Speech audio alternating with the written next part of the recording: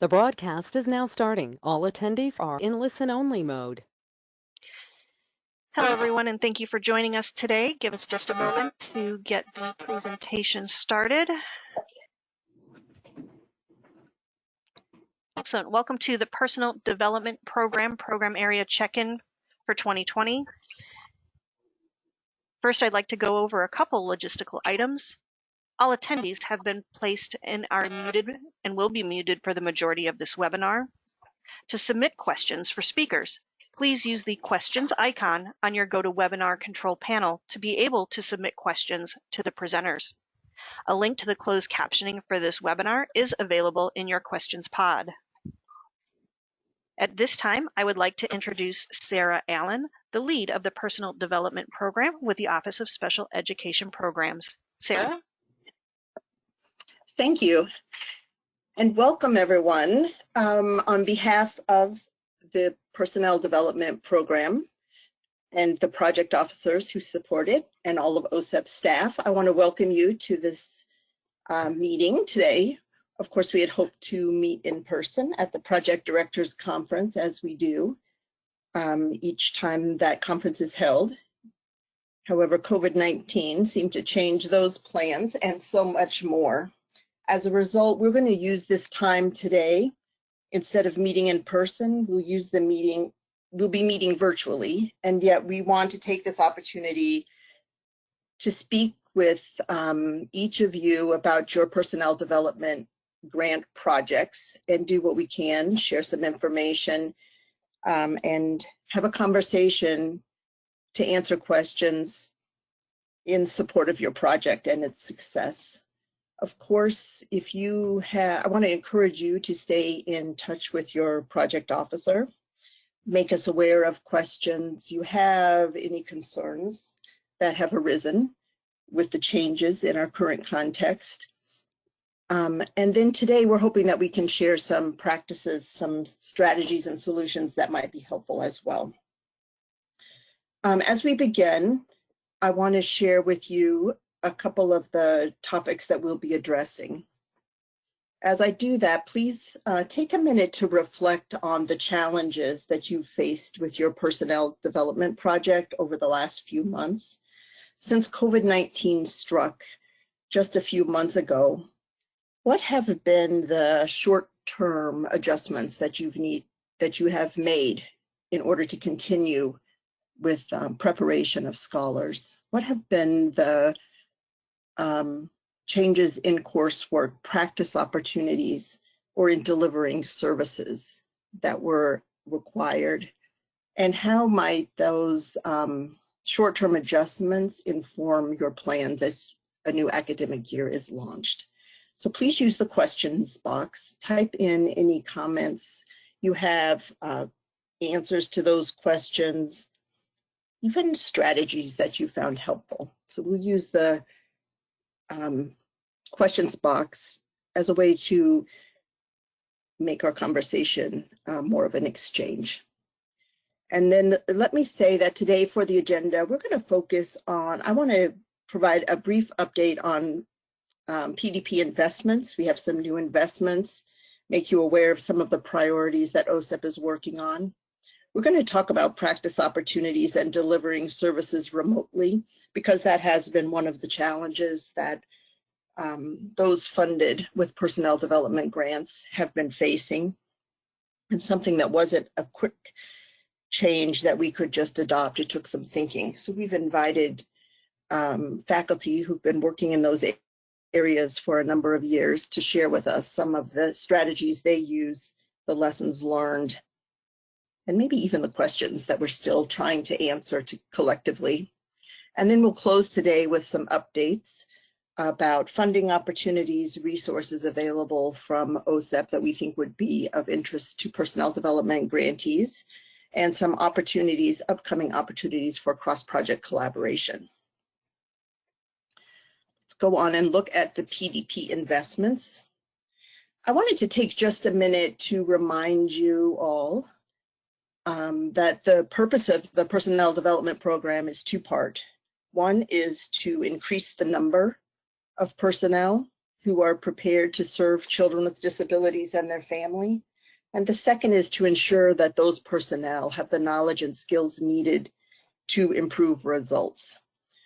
So it's two-part. It's increasing the number and ensuring that the personnel have the right knowledge and skills to deliver services. It's two-part in that it's personnel preparation, and we also invest in professional development. So it's what we need to do to bring people into the field and prepare them, and it's what we need to do to support personnel who are working in the field to continue to learn and grow and to take leadership positions. As you can see from the slide that we have here, OSEP we've been funding some programs that will look familiar for a while. 325D is the doctoral personnel prep programs, where we're funding future faculty. We're also funding future administrators who are earning doctoral degrees. We have a new round of funding for the consortia. The 325K is an interdisciplinary program funding preparation for special education teachers, early intervention service providers, and related service personnel at the practitioner level, earning graduate degrees. And there's some other new ones I'm not sure that everyone knows about. The L is leadership development. It's funding for leadership development programs for administrators who already have their degree and are working in those positions, but might be leaders of systems serving children with disabilities. So a way to build their skills. 325N is a program improvement grant. We're funding IHEs who are building the curricula and maybe a pipeline from associate degree programs into a baccalaureate program. And then P, which we have on right now, is looking at improving the retention of special education teachers and early intervention providers. Of course, we have several national centers that are funded under the Personnel Development Program, including ECPC, the Early Childhood Personnel Center, Cedar Center, and Iris Center. As you listen, the thing that's a little bit different is that we are funding IHEs. We're also now funding state departments of education and Part C lead agencies to work in partnership with IHEs, again, to both prepare personnel and to advance professional development for the personnel who serve children with disabilities. So keep all of that in mind as we talk today. On the next slide, I want to share with you one of the topics that OSEP has been a priority, has been discussing for the last year or so. And in May, we released a document called OSEP Expectations for Family Engagement. I want to just share that document with you. It's in the resources posted for today's meeting, and ask you to begin thinking about what that means for personnel development program grantees. We don't have an opportunity to have a full discussion today, but I want to begin the conversation. So those expectations include things that you already know about and have addressed as a funded grant project.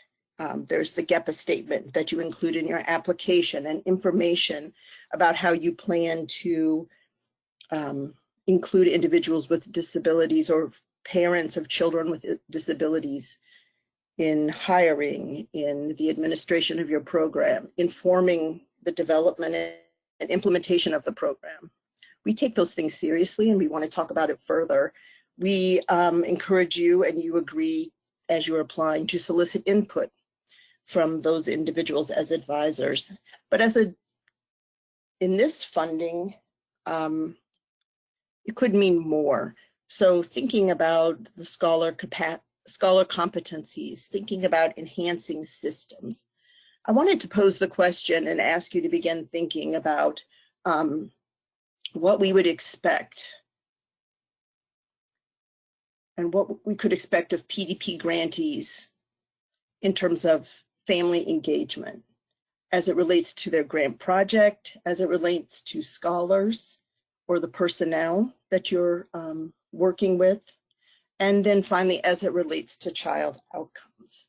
So that will be a thread that the panelists will be talking about today as they share their work, and it will be a topic that we'd like to take up over the next year or so in terms of OSEP priorities and giving a little more thought to what that means for the personnel development program. The other priority, of course, in the next slide, OSEP has been working on providing resources to support continuity of learning for children with disabilities. We have, Larry talked a little bit about this morning, and I want to be sure that you're aware of the resources that are available. Department guidance has been released talking about IDEA dispute resolution in COVID-19 question and answers. So those are resources. A dear colleague letter and frequently asked questions, I guess would be a better way to say it, available for use in courses on legal and ethical issues, in sharing with field supervisors, in sharing with your school partners, or for LEA partners if you're a state agency. There are many resources, as he mentioned, available at the OSEP Ideas That Work, at the ECTA, and through NCSI. So they have been collecting resources from OSEP Investments and posting them there on a weekly basis. It's updated, and there's many resources available for you to consult, things that you might want to use in sharing with scholars, that you may want scholars to use in their work with teachers and families. Information you could share again with field supervisors, with the principals, teachers that you work with in your field. So I want you to be aware of them. I'll try to share some links with you as we go forward so that you have that information, and encourage you to take time to look at those resources and make good use of them. What we also want to include and bring into this meeting is looking for resources specifically to support personnel development projects. So clearly all of those are helpful. And what are the resources that you're looking for to use in courses for graduate students, in helping doctoral students who might be teaching courses for teachers, in addressing practice opportunities and offering field experiences that are so important for certification and licensure. So one of our priorities this spring has been addressing COVID-19 and supporting continuity of learning for teachers and parents. We want to engage in that conversation and support higher ed and both personnel prep and professional development as well. So today we're going to take some time to look a little more closely at that topic. We've invited a panel of speakers, faculty from universities across the country who have affiliation with the Personnel Development Program as grantees and working with our centers. We've also have invited Lynn Holdheide and Mary Brownell from Cedar Center to help us in talking through those questions. So I'm really pleased to have all of those people here today and thank them in advance for the information they'll share. I'm going to turn it over to Lynn and let her introduce the panel. Thanks, Sarah, and hello, everyone. Glad to know that we can at least get together virtually. I have to say, I always look forward to this time of the year because I can learn so much from all of you. But again, glad that we can at least be together today virtually. Many of us know that this past spring, COVID had a lot of implications for teacher prep. And, you know, if you would have asked me in the spring that we would still be in the same situation in the fall, I would have thought no. But here we are. And we know that there were a lot of implications on certification and licensure, how we were assessing candidates, and then, of course, the clinical practice requirements.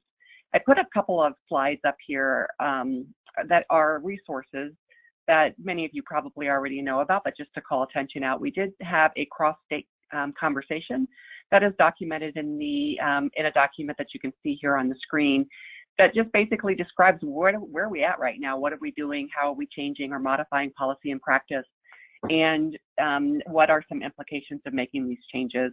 We held a couple lunch and learns that you can see highlighted here and can access on the CEDAR website. And then, of course, ACTE and Dean's Compact have really been watching policy and practice and being able to help guide us and seeing what other states are doing and the implications of those. So I wanted to definitely highlight some of those resources for you all today so you can keep track of what other universities are doing to address the implications of COVID in teacher prep. Next slide. We know that practice-based opportunities or clinical practice is probably the biggest thing that everyone's been worried about. And fortunately, many of you within your programs have already been working hard on establishing practice-based opportunities within your programs. And I think there's an opportunity here. We might as well look at it as a positive way. I was just looking at several of the comments coming in from you all, and there are some very positive comments about, well, we're staying in touch with our candidates much more. We're learning a lot more. You know, there's just some opportunity here, I think, to advance some ways to facilitate increased opportunities to practice within programs that don't always require being directly engaged with students in classrooms. And certainly this fall, we're going to have to think that way as well. Many of you have seen our Learning to Teach practice-based preparation brief, which does highlight some of the things that you'll hear about today and other things that you've heard about in terms of how do you increase practice-based opportunities? Can you do it within classrooms? How can you use virtual simulations, et cetera, to ensure that we have plenty of opportunities for candidates to demonstrate what they know before, during, and before they exit into the classrooms. And lastly, I wanted to highlight a brief that some of you may have seen, but maybe not all, and this is also on the CEDAR website. And it's about how we can use and view teacher candidates as assets this fall. We know that districts are really challenged right now in trying to figure out, are we coming back live? Are we going to be in classrooms? Is it going to be a blended model? Is it going to be all remote? And we also know with that, we're concerned about, are candidates going to have an opportunity to work within classrooms, whether or not it's that they're not being held in classrooms anymore and it's all virtual, or because there's concerns of having new individuals coming in and the potential spread of COVID. So this document highlights how teacher candidates could be viewed as assets. I've said all along that we need all hands on deck. We know that there's learning loss that we need to be concerned about, social and emotional learning, and candidates can be a great opportunity to help the districts as they acclimate to this new world that we're in this fall. So take a look at those resources. Hopefully they can be helpful for you, and certainly reach out to us if you have any questions or desire any need for technical assistance. As Sarah mentioned before, we reached out, or she rather reached out to several of your colleagues that have been doing some innovative stuff already prior to COVID, and then really were able to advance it as COVID came along. And wanted to highlight some of the innovative and practical strategies that your colleagues have used to build the competencies of scholars and to authenticate their capacity before entering classrooms. So we are joined today by 4 panelists. We are going to hear from each of the 4 panelists. And after the first 2 panelists, Mary Brownell will be facilitating some question and answer with them. So please feel free to continue to post your questions within the question box. Would appreciate that. And then we'll hear from the following 2 panelists, and then we'll open it up more for Q&A at that time. I'm going to just shortly introduce the panelists just for purposes of time, and I'm sure that they will give a little bit more information about themselves as they present. We'll first hear from Kata Maiden at the University of Illinois at Urbana-Champaign. She has worked a lot. Many of you know her as working to help with social and communication skills for young students, and has really worked in the early childhood space, and she'll be sharing some of the innovation that they've been using within their program. We will next hear from Dr. Shannon Horn from the University of Kentucky, who has been working a lot on inclusive practice environments, and also this spring was really able to step up and work with a number of scholars to create some pretty amazing experiences to ensure practice-based opportunities through online connections, et cetera, and we'll hear a little bit more about that. The third presenter on the panel is Dr. Deshandra Patterson from Georgia State University. She's been doing a lot on the retention of highly qualified special education teachers. I think it's clear that we are concerned. We had a shortage before the pandemic and even more concern after the pandemic, both with not having enough available teachers and then also because of budgetary shortfalls, not teachers losing their jobs. And so this is something that we really need to be concerned about, and looking forward to hearing from Dr. Patterson on the innovation that they have taken place in their school. And last, we will hear from Dr. Rebecca Hines at the University of Central Florida. She has a residency model and has been working with the community to really embed a lot of practice-based opportunities, and also has launched a podcast with her colleague, Dr. Lisa Decker, and she'll tell us a little bit about that. I've listened to one, and I think it's very good and something that everyone might want to listen into. So with that, I am going to have you move to the next slide, and we will start with Dr. Hayden. Hi, everyone. Thank you, Lynn, for the introduction, and thank you, Sarah, for inviting me here. My name is Heda Meidan, and I'm a professor at the Department of Special Education at the University of Illinois. We currently have a few leadership grants, it's D grants, to prepare leaders in special education, and I work on 3 of these grants with faculty at the University of Illinois, including Dr. Burke, Kaur, Monda, Maya, and Santos. Project Co-Lead is a new grant with collaboration across 3 universities, University of Oregon, Purdue University, and University of Illinois. Most of our scholars work as faculty after graduation, and our program focuses on preparing them to be leaders in research, personal preparation, and policy.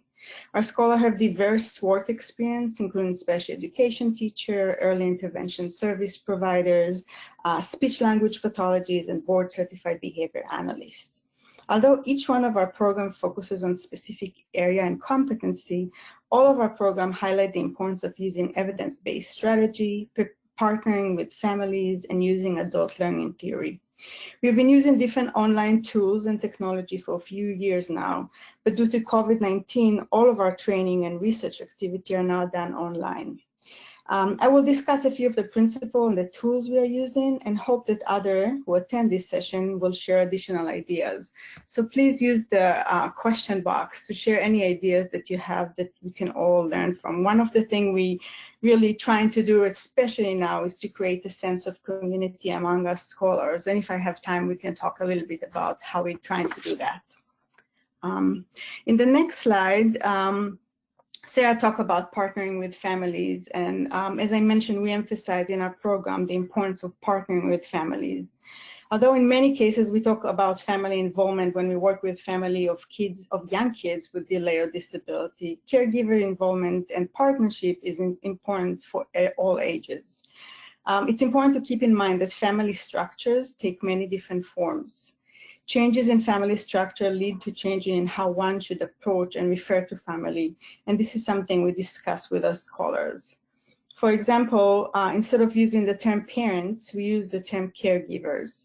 Caregiver can be biological parents, step parents, foster parents, but can also be other family members like grandparents.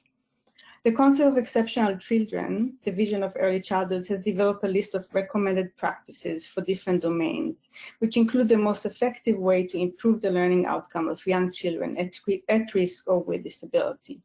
The domain for family practice includes 3 practices, including family-centered practices, family capacity building, family and professional collaboration. I don't have time to talk about each one of them, but the link in the slide will lead you for much more information. In the next slide, kind of a few things we're doing to build relationship with family, and we talk with our scholars about this. The recommended practice guide the way we teach about building relationship with family, and we use a variety of activities to teach this. We use readings, case study, videos to teach about building rapport with caregiver and children. And we also discuss and practice different ways to encourage communication, being responsive to family priorities, and involving caregiver in all activities. We also discuss the idea of cultural reciprocity. Cultural reciprocity is the process of becoming aware of own values and beliefs and recognize that our assumption might be different than one of others. We also need to learn about and respect the values and beliefs of the family we work with. Cultural reciprocity, as opposed to cultural competence, is a two-way process. One example of activity we do with our scholars that promote reflection is asking scholars to bring a picture or an object that is important to them or represent their family and discuss it with others. This activity always leads to a great discussion about different views and values.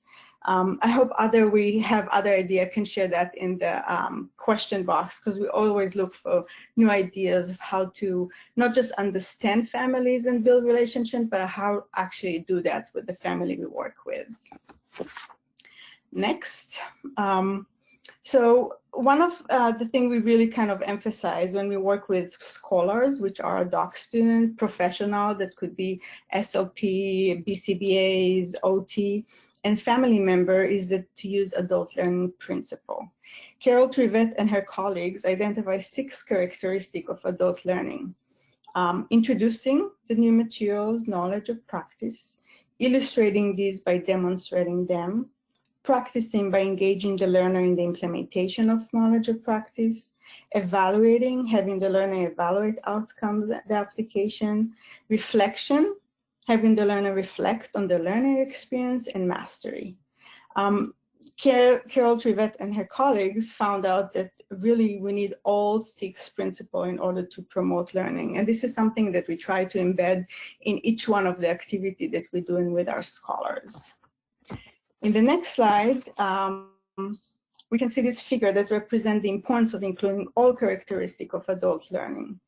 It shows how much an adult remembers after 2 weeks based on the activity we use. Adults learn from reading, hearing, and seeing. But adding to these, talking or reflecting, and also doing or practicing increase the overall learning.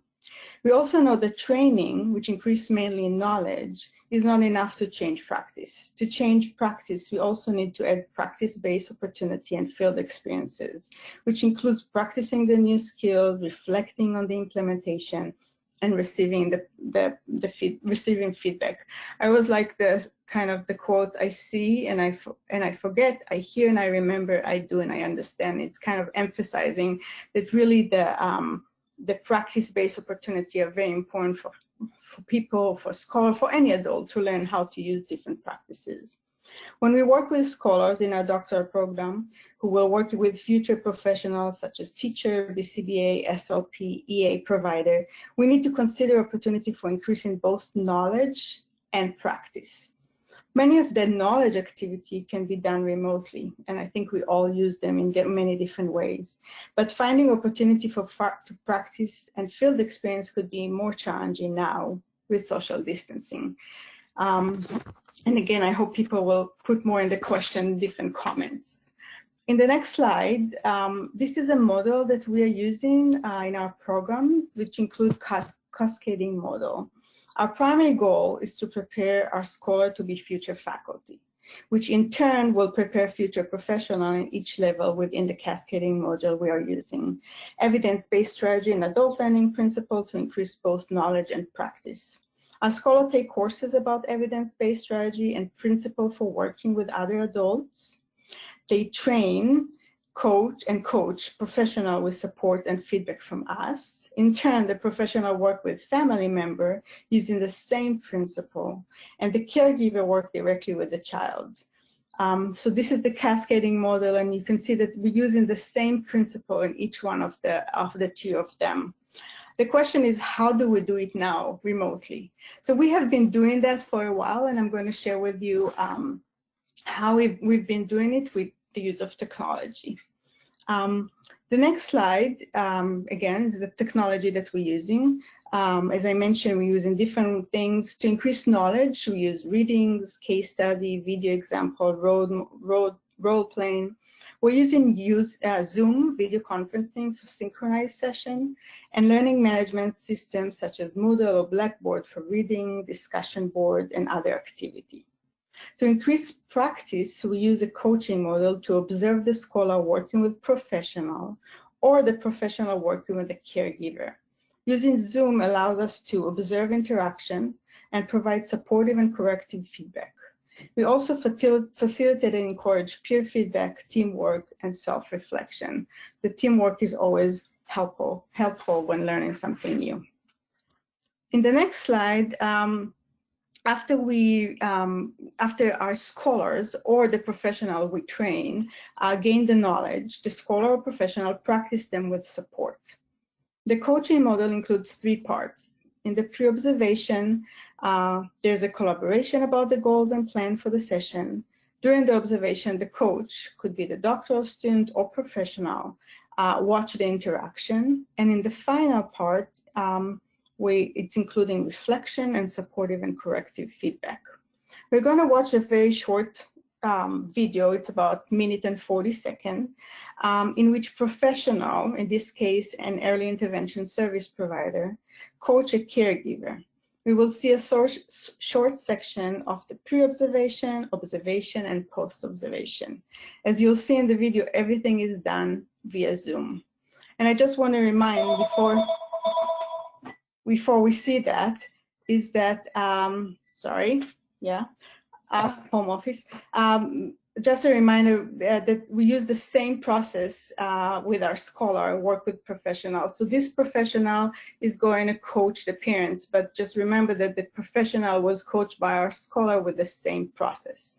So if you can watch the video, and while you're watching the video, maybe think about or reflect of how can this be done in different setting and different contexts, and we'll talk a little bit after the video.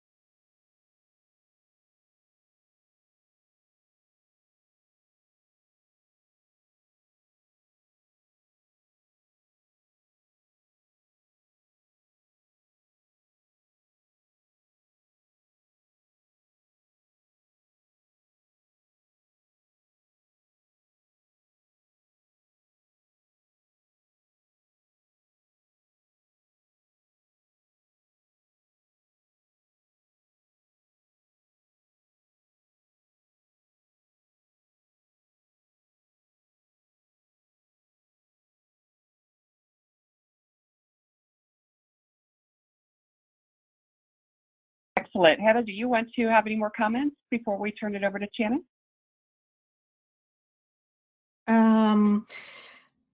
No, this was just a short description very quickly, and I look forward to learning from everyone and kind of building this community to support our scholar and all of us together. Thank you very much.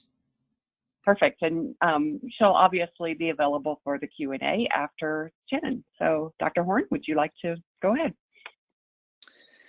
Good afternoon. I am Shannon Horn, and I'm from the University of Kentucky, where we are facilitating a traditional 4-year special education program, which leads to dual licensure in learning and behavior disorders, as well as moderate to severe disabilities. I primarily facilitate undergraduate experiences, so that is what I'm going to focus on today as we talk about how we have navigated these unprecedented waters.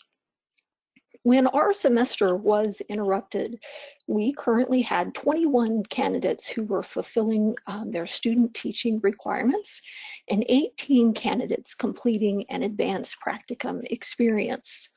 On the next slide, you will see the difference between these two embedded opportunities. And so our student teachers complete 8 weeks in a high incidence disability setting and 8 weeks in a setting for students with low incidence disabilities. One of these experiences is required to be in an elementary setting, and one of those experiences is required to be in either a middle or high school setting. So we're ensuring that throughout the duration of the program, students have the opportunity to work at the elementary, middle, and high level in both categories of services. So during the student teaching opportunities, students are in the classroom Monday through Friday. They arrive when their cooperating teachers arrive and depart when their cooperating teacher departs. The state requires a 70-day minimum of student teaching.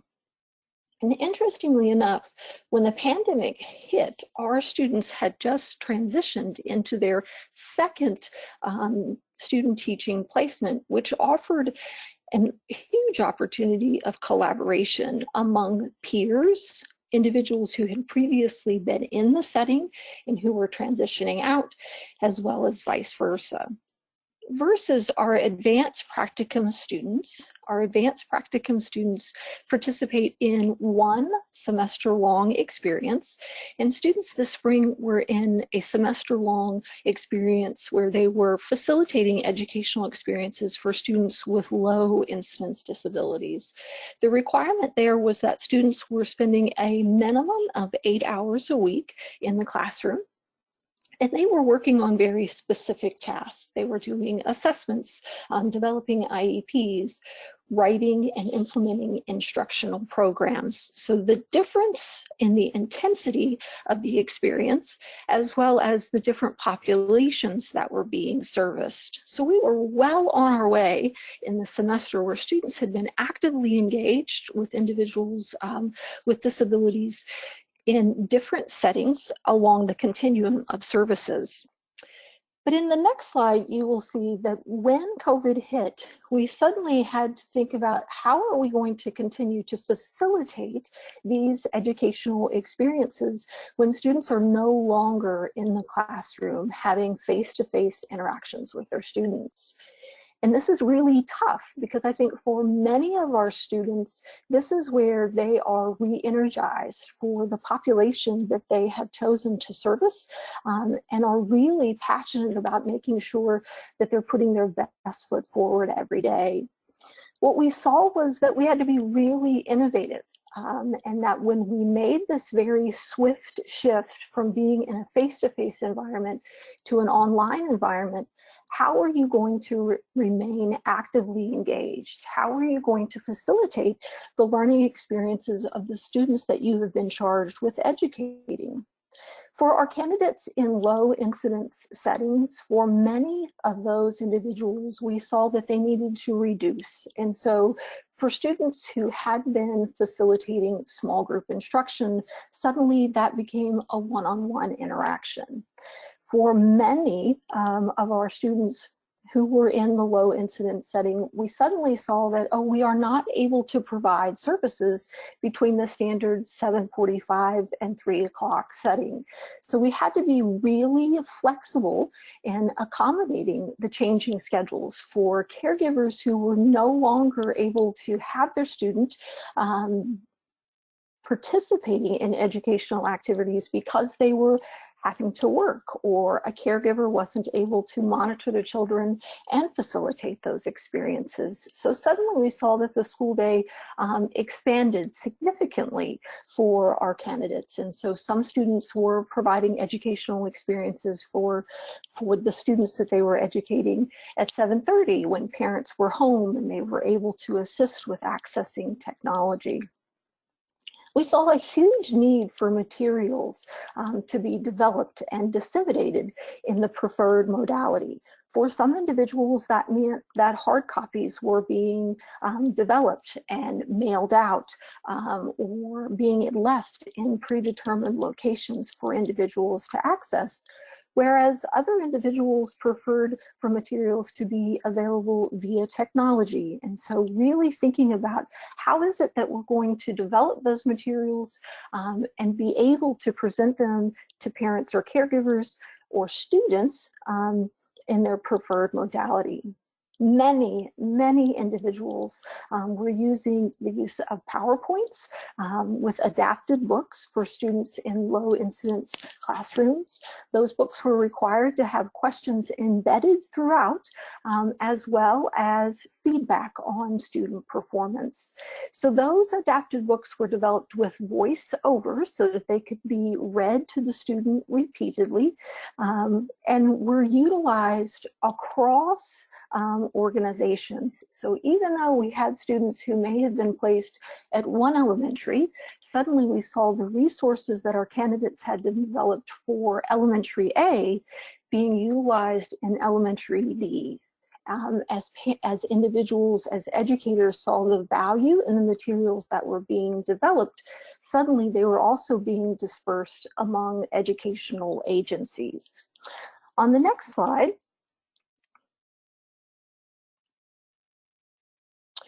when we think about this swift shift and the dissemination of materials that have been developed, we really had to think about the technology that was going to be utilized for individuals who were able to access technology. Zoom was a technology that was readily available to candidates from the University of Kentucky, as everyone has an account that is accessible to them. Our candidates had a great deal of comfort and familiarity with Zoom and its capabilities. So this was one tool that we found to be very useful in delivering instruction, as well as recording instruction that could be viewed later. Google Voice was a tool that was introduced to candidates in an effort to really maintain professional boundaries. As we had students who were in high incidence classrooms and students had access to their own cellular device, oftentimes they were wanting to call or text our candidate. And so really thinking about how can we facilitate in your preferred modality, but still maintaining professional boundaries. And so Google Voice really offered a lot of benefits to our candidates as well as to the students that they were servicing. Flipgrid was a technology, an app that was introduced for candidates. It wasn't something that they had a great deal of familiarity with prior to the pandemic, but it really allowed our candidates to record instruction, allowed them to be able to facilitate evidence-based practice with the use of a task analysis and breaking down those steps into really manageable steps for parents and caregivers to watch and see again and again. It was also a great tool that our candidates were able to access for student acquisition. So if a question or a problem was posed via Flipgrid, then the students would actually record themselves completing the process and send that back to the candidate for review at a later time. The implementation of video models, I think we naturally think about that as being essential for students with low incidence disabilities, but we found this to be very useful for individuals who were in secondary environments, predominantly in math classes where students were continuing to acquire content knowledge on mathematical equations. And so being able to have our candidates develop video models of how to complete those process and be able to share those across the board were a really essential component in facilitating the experiences to meet students' needs across the board. When candidates were either not allowed, meaning caregivers or parents declined receiving services, we were able to continue to facilitate virtual experience through the use of the Iris Center modules. And those were readily available. We had selected very specific topics that we would like to focus on: IEP development, classroom management, being able to really focus on the development of lesson plans that are effective for our students. And so the IRIS modules were always readily available. Initially, when those first 3 or 4 days of the pandemic, we saw that those were being utilized at a much greater frequency.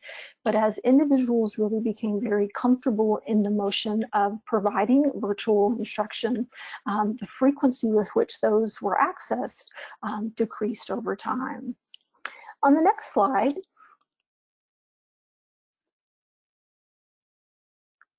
we really think about how beneficial this instruction started to be. It was met with a lot of angst initially, and how is this going to occur and be a positive learning experience for everyone?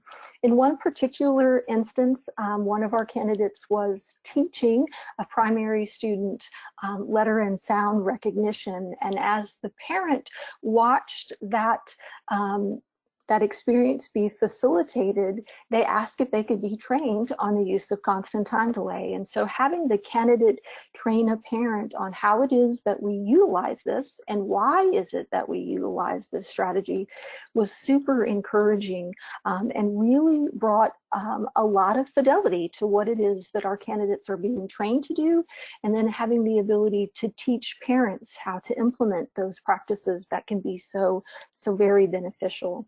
The use of behavior-specific praise, as we're encouraging students to embed that into virtual instruction. It's always encouraging to see that parents and caregivers then start to mimic that language with their children.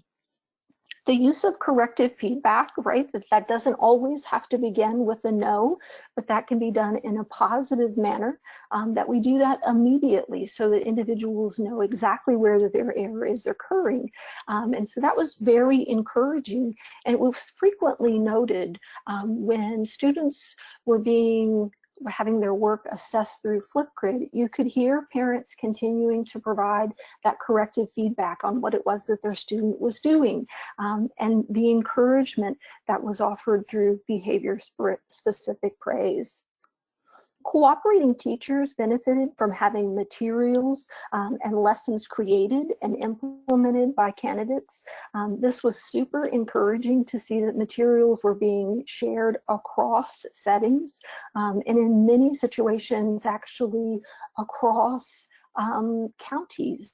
And so knowing that the word was spreading, that there is a lot of positivity that can be gained from having an undergraduate student kind of develop and implementing, because sometimes they have more time and more familiarity with the technology that's readily available.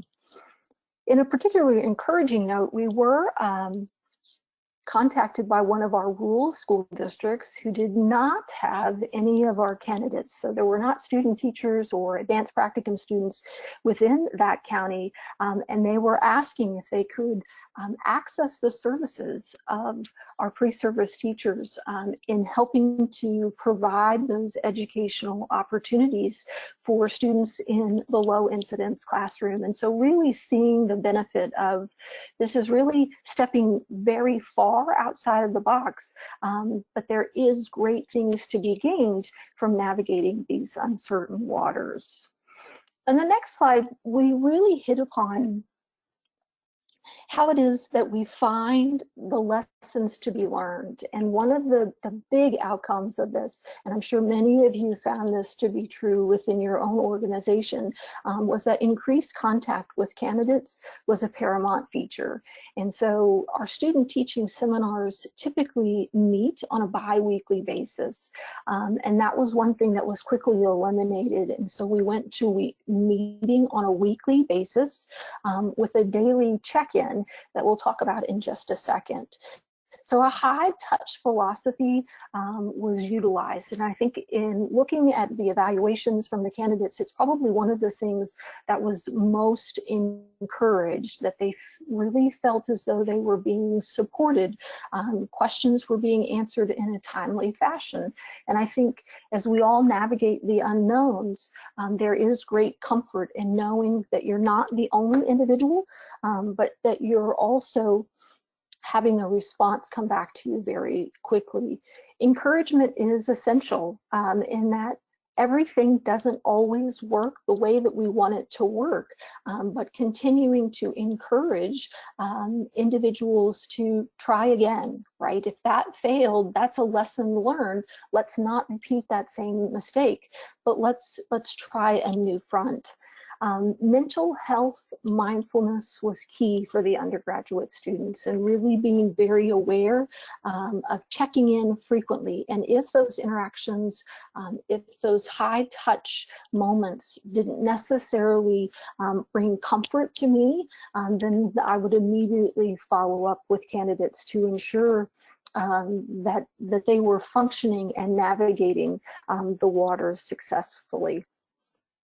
Flexibility was essential, but expectations must remain consistent. So even though individuals were no longer in the classroom, those requirements did not lessen.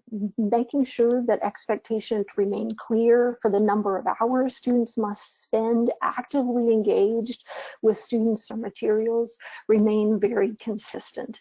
Making sure that individuals were still developing IEPs, were still facilitating instructional programs. Those requirements didn't go away, they just took on a different modality. And there was a huge collaborative nature that was very encouraging to see within the candidates. Collaboration from peers to peers, as well as collaboration between our candidates and their cooperating teachers or service providers within the public school setting. A Google Doc was utilized to monitor hours spent daily. So at the end of each day, students were required to log on and submit to the Google Doc the number of hours that they had spent actively engaged with students or in the development of materials. They noted how that engagement had occurred so that we could really make sure that individuals were staying actively engaged throughout the process, and being really mindful that there is comfort in numbers. And so having a Google Doc set up so that they were able to see that their peers were still staying actively engaged seemed to work very well for the almost 40 students who continued to acquire field experience hours. We know, I think, collectively that this is difficult at best. But I think what we know is for the 21 individuals, if you don't care to move to the next slide, the 21 individuals that were looking to be employed, they all were able to secure jobs in the field. And I think they're going to be so much better prepared for the realities that they're going to face this year. Being able to share materials and ideas, as well as previous knowledge of learners, especially for those student teachers who had only been in their second placement a week, but may have been replacing a peer who had been there for 8 weeks prior. So being able to share the knowledge of between the learners about what strategies work best for that kiddo was very encouraging, and reminded individuals about how it is that you need to collaborate effectively for a better outcome. Feedback definitely indicates that it was effective, but it's not preferred. folks like to be in a face-to-face environment. And so just a few of the comments from candidates. I love seeing their sweet faces, but I miss being with them in the classroom. I know for sure I can adapt, modify, and develop materials for my students. And I think that's really encouraging. And I also think it really did a lot to make sure that these are individuals who are seriously invested in facilitating positive experiences for individuals with disabilities and will hopefully remain in the field for a long time to come. I would love to hear your ideas on how it is that you were able to continue to facilitate the embedded learning experiences of your own candidates, if you would like to share.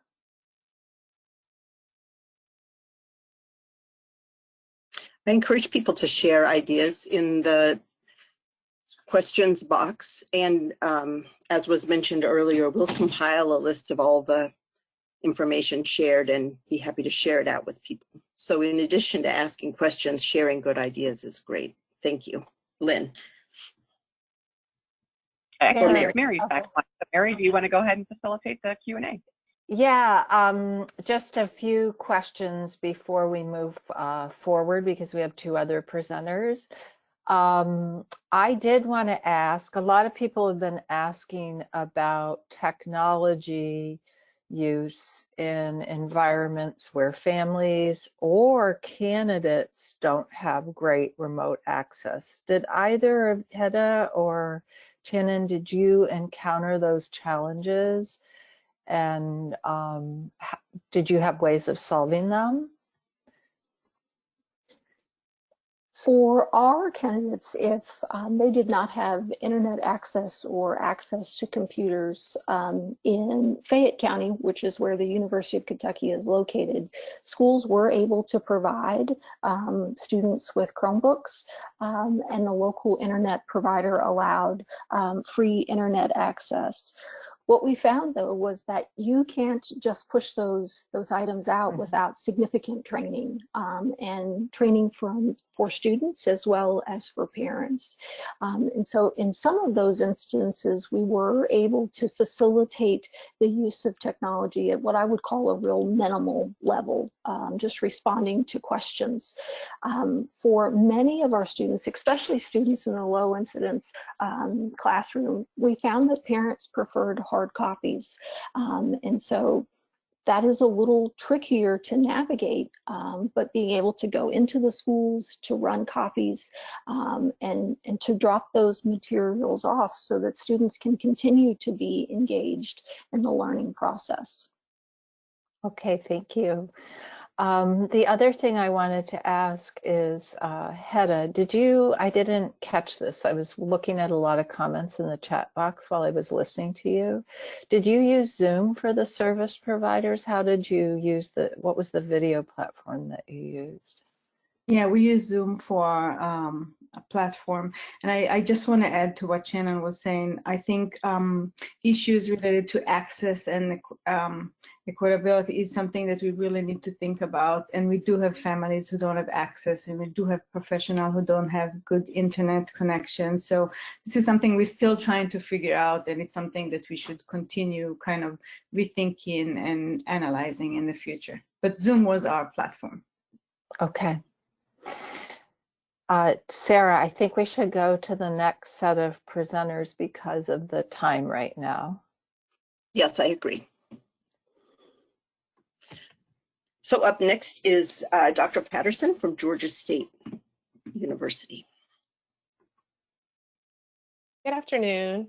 I'm Deshonda Patterson from Georgia State University, and I am here representing the Cedar Center. We are demonstrating for you some work that was developed in the context of the Cedar State leadership team through the state of Georgia. And and currently I'm working as a co-lead for the Cedar High Leverage Practices and Clinical Practice Topical Action Group, the tag that we're working on. You can go to the next slide. So just a little context, we created this work in 2018 through the Georgia State Leadership Team that's affiliated with CEDAR. At that time, the Georgia Department of Education was moving towards integrating multi-tiered systems of support, which are locally known as Georgia's tiered systems of support. And in addition to utilizing MTSS as a framework for supporting all learners, Georgia also wanted to integrate the use of high leverage practices, which were published and put out through the CEDAR Center and the Office of Special Education Programs.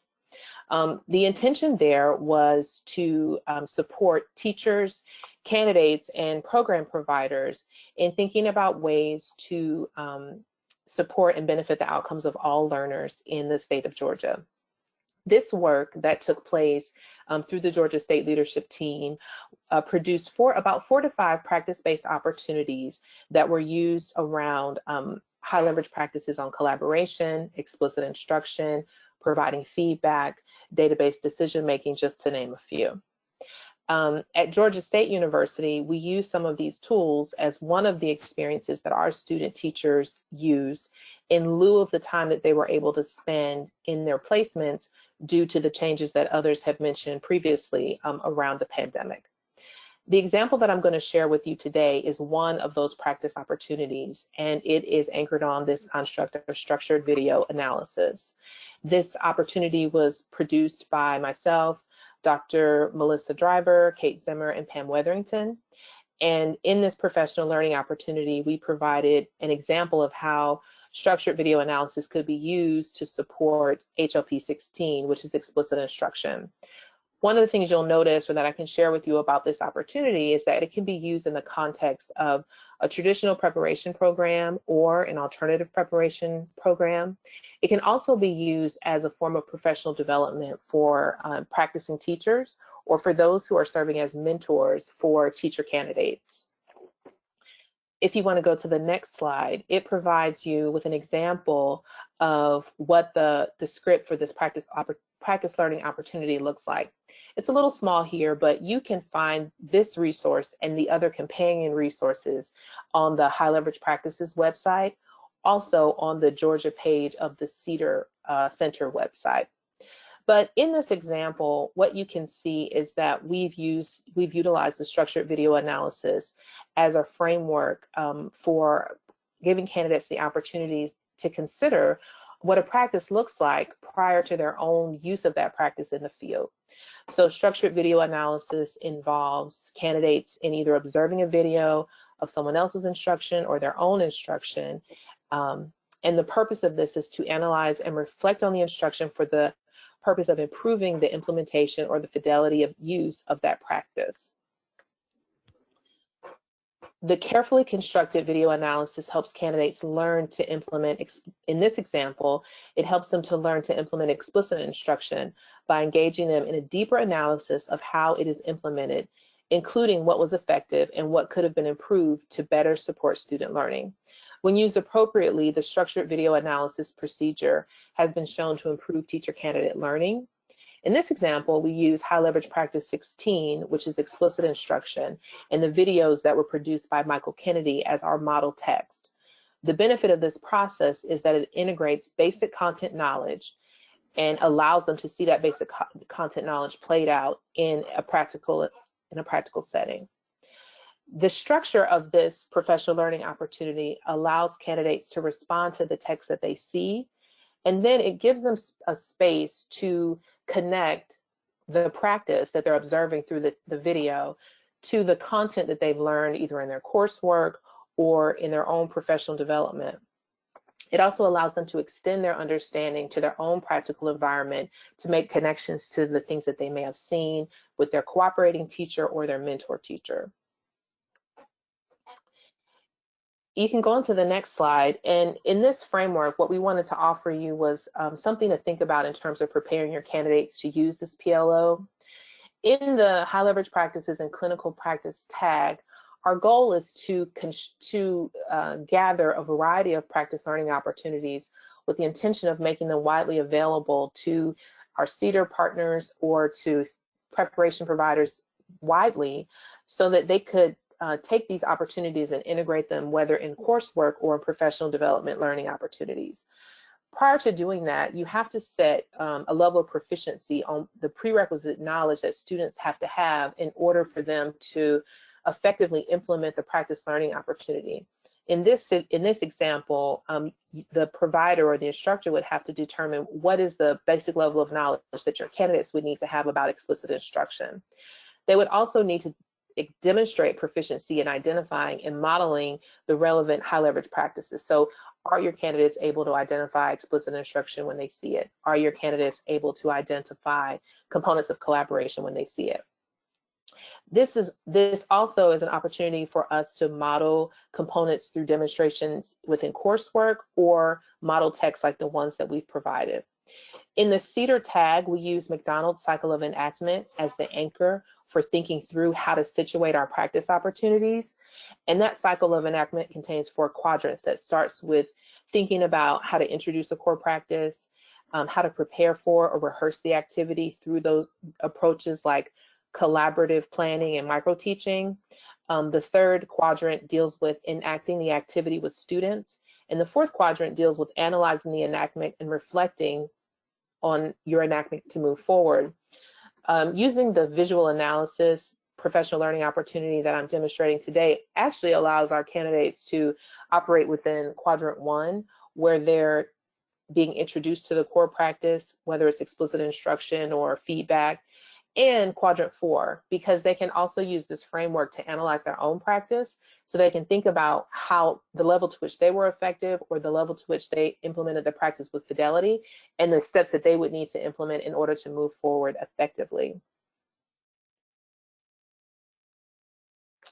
This PLO meets a need by allowing us to create a series of opportunities for candidates to observe and think about practice-based opportunities, such as high leverage practices, in their own settings.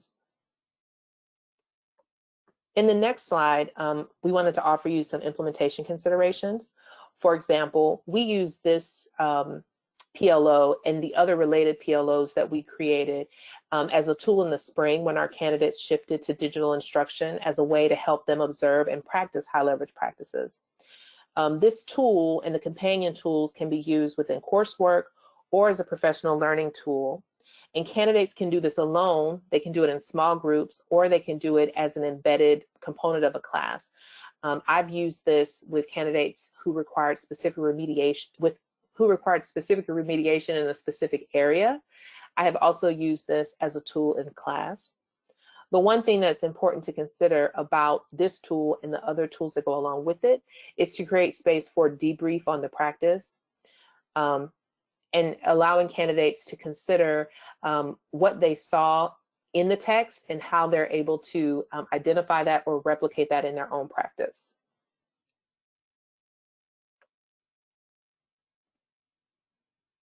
So this professional learning opportunity and others around explicit instruction and feedback will be completed by the High Leverage Practices Clinical Practices Tag team, and hopefully will be made available on the CEDAR website in the upcoming semester.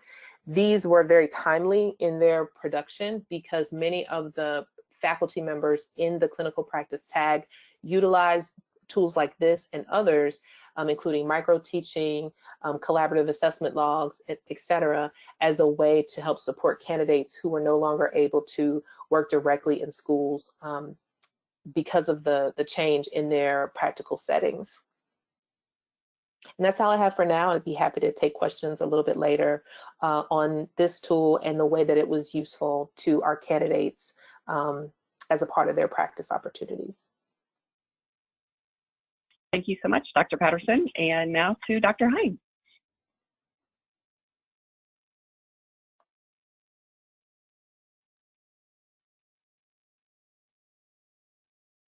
Becky, if you're speaking, you might be still on mute.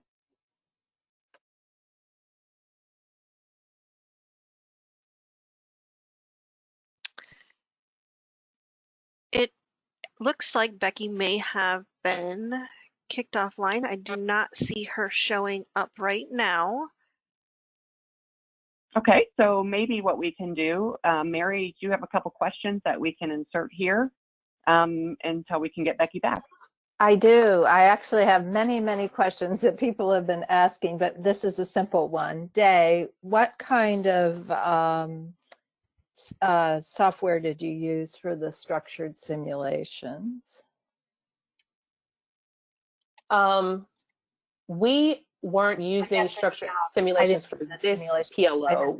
We were using the text that was available through the HLP website, the Michael Kennedy text that or videos that were recorded to serve as a companion for the HLP work. I'm sorry, I meant for the video analysis.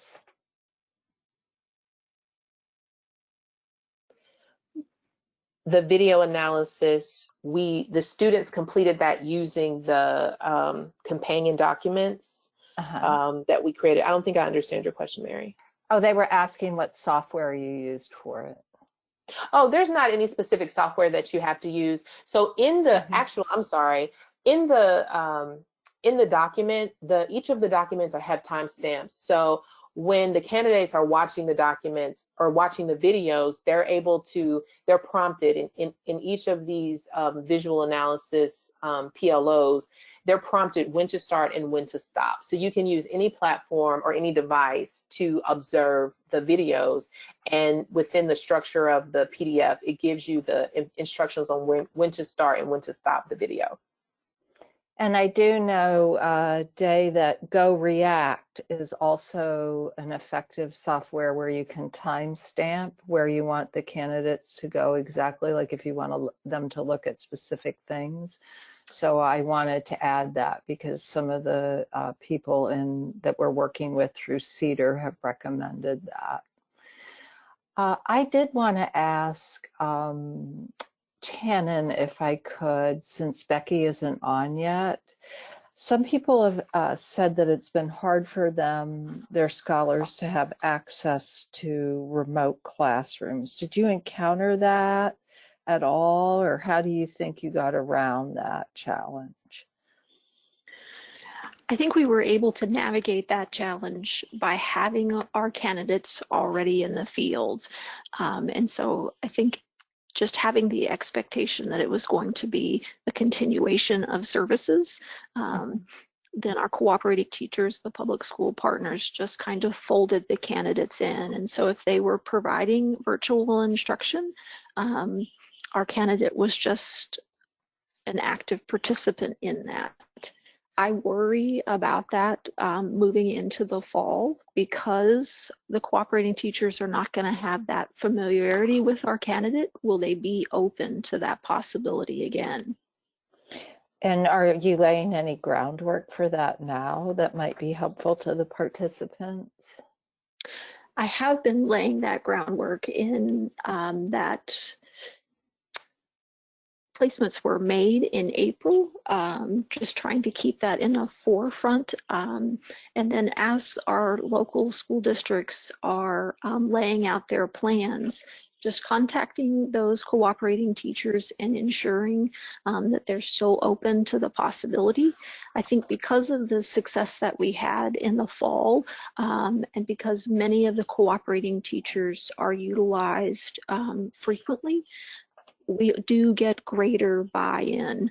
And when it works, and the more hands on deck as you have to develop materials that meet the individual needs of your learners, I think the better off we are in the long run. Great. I wanted to ask also a specific question while we're waiting for Becky. Some people are bringing up issues around HIPAA and FERPA with Flipgrid and HEDA, or I don't know, did you use Flipgrid at all? I know you use Zoom, but how did you deal with some of those privacy issues? Yeah, we just use Zoom, and we have it through the university, and it's protected with passwords, so we didn't have any issues with that. Did Shannon, I think candidates were using Flipgrid to work with parents. How did you ensure parents' privacy? And because each parent receives an individual code to log on to. So if it was something that they are not comfortable with, then they simply did not access that resource. What we have learned is that Flipgrid can be utilized by the individuals involved. It would not be something then that we would be able to utilize for a learning experience, if that makes sense. So it's not something that I could then capture and use as a demonstration for other candidates in the field. So it has a certain amount of privacy just because of the way it's used. Because each individual receives an individualized code to be able to access. Yes. Okay. Okay. Somebody, I believe, go ahead. Becky is back on. If you're able to switch over, and then we can come back to the Q&A when she's finished. We can stop. Yes. And Sarah, I will have questions for you later that are specific to OSEP.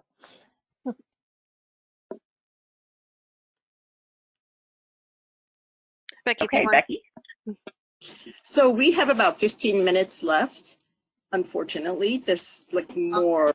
We could talk all afternoon, so many great things. But you know, Becky, go ahead. We would love to hear what you have to say, and we can always have a follow-up another day to talk more with questions and answers, because there's been some good ones in the chat box. Certainly, and I will move quickly. And as the final panelist, I had planned to make some more broad remarks anyway, and we'll try to get those out as some thinking points moving forward. On the next slide, you'll get an idea of the partnerships that we've created at UCF in our funded programs with our doctoral scholars, and also in our undergraduate program these last few years, really making a lot of difference and changes by using a teaching residency model. So the model counts on our doctoral scholars helping to be coaches, helping to be part of the partnerships that we have in the community, and changing a little bit about how our students at all levels interact. So our teaching residency places our interns, gives them the opportunity, it's not required, to work as paraprofessionals in the field. Because our interns were already in the field as paraprofessionals, when COVID shut us down, it was fairly easy to figure out what they were going to do, because they were going to do whatever their respective schools decided to do. On the next slide, we will, we had branded our program from the beginning with a couple of key terms. We really embedded in our undergraduates that our goal was always to make an impact. We didn't expect to be making an impact online, but that was deeply ingrained in all the messaging early on in their program. So instead of just doing internships, we attach different experiences, usually student choice, every single semester to every single course in our program. On the next slide, I think that,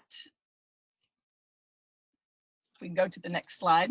Yes, so when the schools shut down, we looked at our partner schools, our primary partner schools, and using more of a service learning approach rather than just volunteerism, there was an immediate sense, again, with doctoral scholars and undergrads, what do our partners need and what can we do? So beyond our students who are already in residencies, our doctoral scholars jumped in immediately to help solve some problems of practice. They had opportunities for research by jumping in so quickly. They had training in distance delivery. So our partner schools are well aware of our strengths, so they called on us, and some of the things that we helped to create are included on the next slide, and kind of the sense of where we went during the closure. The first thing we did was to mobilize, understanding that not all children would be able to participate in things like Google Classroom. So working with our primary partner, UCP of Central Florida, which is an inclusive school with more than 50% of the students with disabilities, including significant disabilities, we recognized that Google Classroom was not going to be a platform that would work. We also turned our attention to the fact that there's a need to rethink engagement in general in this online environment. So over the course of probably 4 days, with doc student support, we created a live stream channel, if you will, for our partnering charter district, so that those students with significant disabilities, if they had no other options, they could at least watch engaging, community-based, real-world lessons during what would normally be the school day. This also provided enrichment opportunities for kids who were gifted, kids who didn't have anything else to do online, and they were led largely by community members, our doctoral scholars, our undergraduates who were looking for opportunities to present to students as they finish their semester, and community members. So on the next slide, if it will run, it's a quick trailer of what that actually looked like in a feel for the program itself.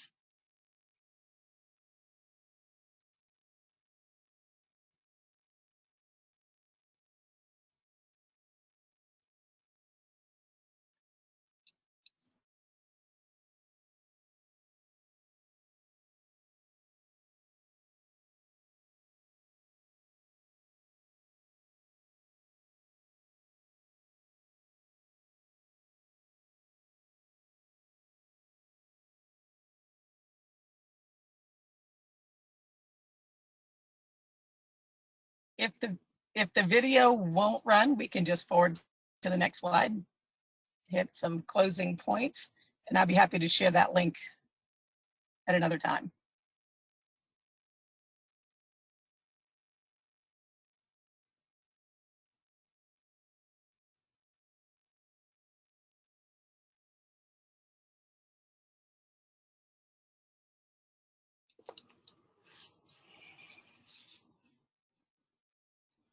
Becky, you may not have heard it, but we watched the video and it is over if you want to move on. Oh, perfect. Well, I'm really glad you guys got a chance to see that.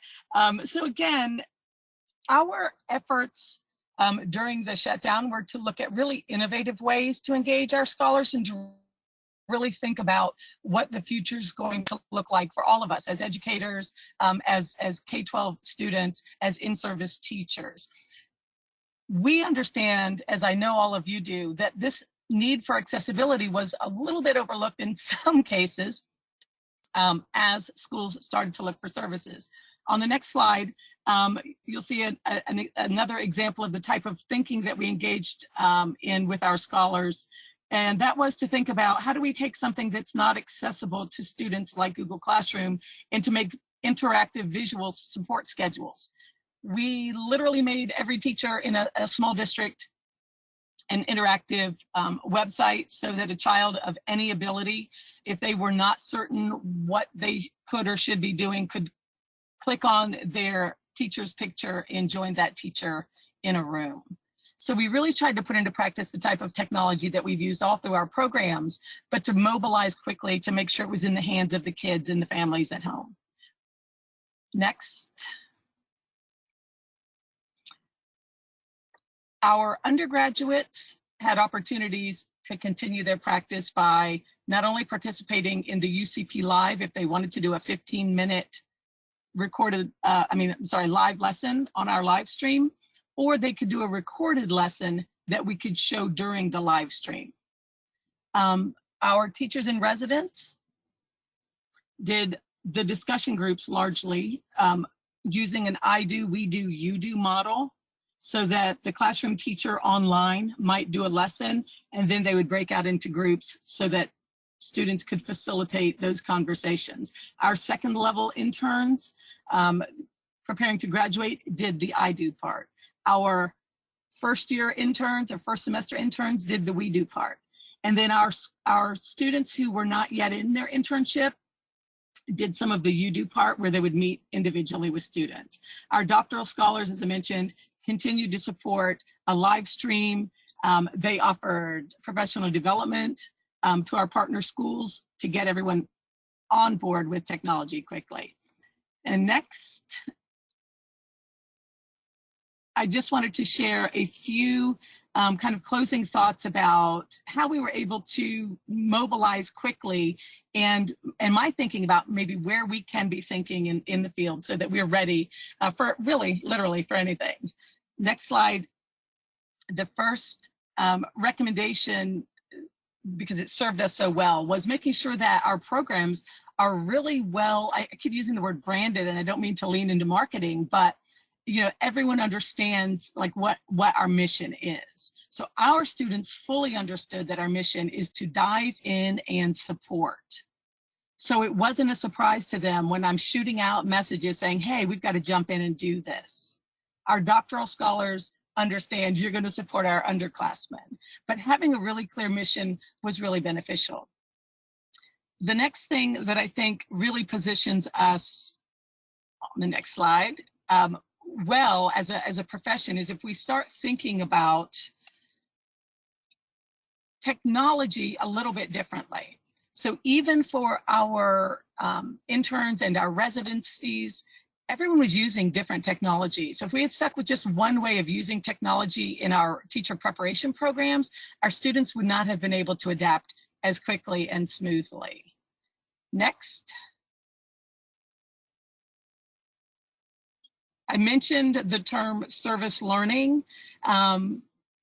If making the switch to the idea of service as meeting a need versus volunteerism, it was a shift we took a couple of years ago in our program and at our university. And I think it really has served us well because our students understand the idea of let's identify a need, and it may not be the same need in one population or one school setting to the next.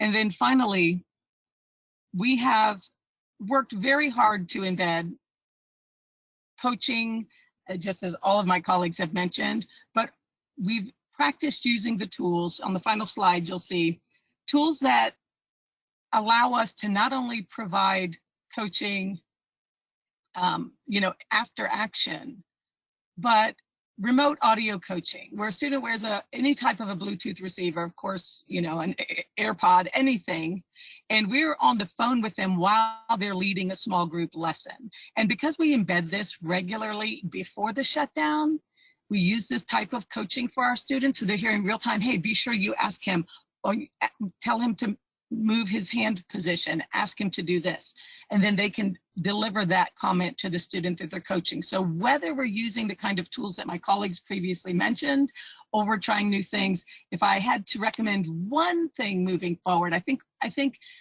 looking for ways to embed remote audio coaching gives us a chance to really get those connections with our scholars real time when they need it in front of kids. Thank you.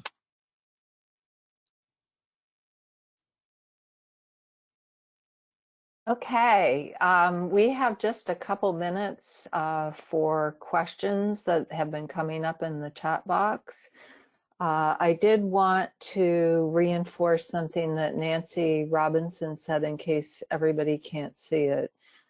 She offered that they are holding monthly meetings with their internship members in the schools to build an online community and share telepractice and telesupervision in a Google suite. I think that's a great idea that might be helpful for others.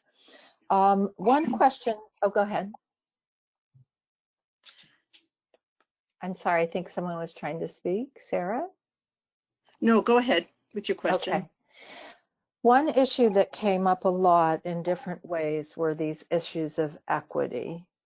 And so I'm wondering if the panelists can address like how they tried to support both families and candidates who were facing lots of barriers because of either poverty or they had essential jobs that they had to go to, and they were also trying to remote teach their children. How did you try to handle some of those challenges? And you could pick one. Mary, this is Deshonda. A variety of our students experience that challenge because our program does include people who are provisional teachers. So they were home, as you just described, trying to complete digital instruction for their classroom, for which they were employed, but also facilitating learning for their own children. And so what we found was necessary, and one of the benefits of some of the tools that we've made through CEDAR are these are standalone tools. They don't have to happen in the context of a classroom. They can be facilitated individually. They're very user-friendly in terms of sorting them out, in terms of how to complete them by yourself.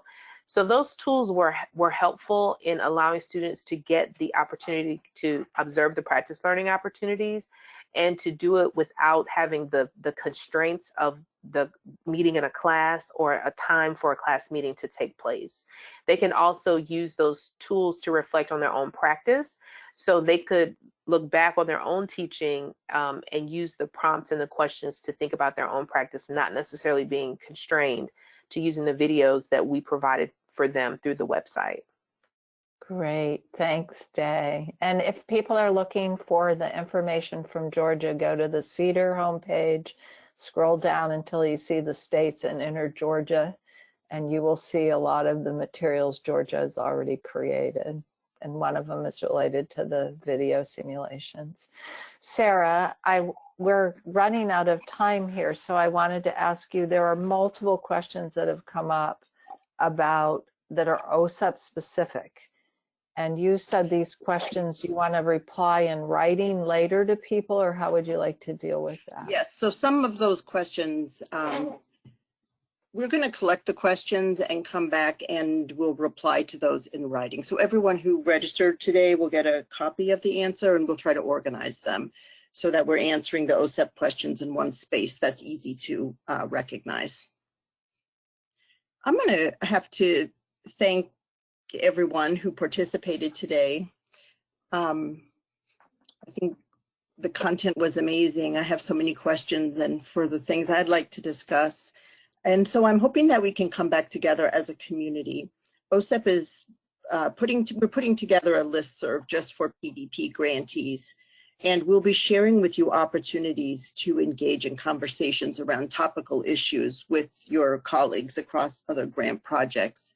There are some grant programs, 325L, for example, where there's a small number of them, but they meet monthly and share resources, share products, co-create, and it's been really useful to the group. So we're going to offer that opportunity to others. And then finally, we have some webinars or live discussions we'd like to facilitate in August and September to continue with some of what we're doing here. Those are opportunities for you as faculty.